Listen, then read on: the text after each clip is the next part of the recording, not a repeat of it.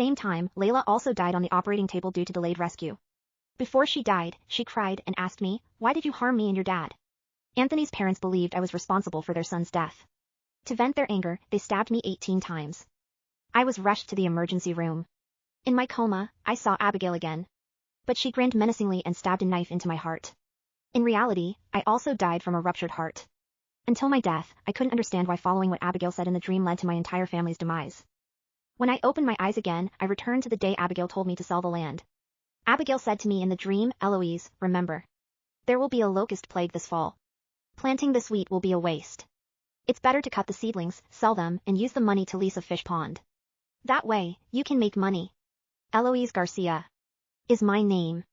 I suddenly woke up. This familiar dream made me realize I was truly reborn.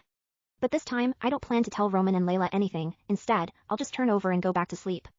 In my previous life, Abigail also told me in a dream about the locust plague and asked me to tell Roman to quickly harvest the wheat, sell it, and raise fish.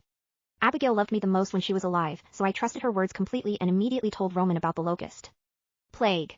Since Roman injured his hand while working, the only source of income for my family has been those fields. Not only do we rely on it for our family's food and drink, but also to pay for my schooling. So, we can't afford any risks. I was originally worried that the message from the dream was too unreal and wondered how I could convince Roman to believe it. However, Roman chose to believe me unconditionally. He harvested the wheat and leased a fish pond to raise fish. Facing the villagers' ridicule, he straightened his back proudly and said, "Eloise is a college student, she knows more than I do. How can I, as her father, not trust her?" However, reality dealt us a heavy blow. By autumn, let alone a locust plague, not even a single locust appeared. Instead, we faced a once-in-a-century drought.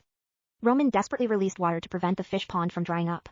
But due to the continuous heat, the young fish that hadn't grown yet were eventually scalded to death. Soon after, Roman fell ill. My family lost all our money. Layla was so worried that she couldn't sleep all night.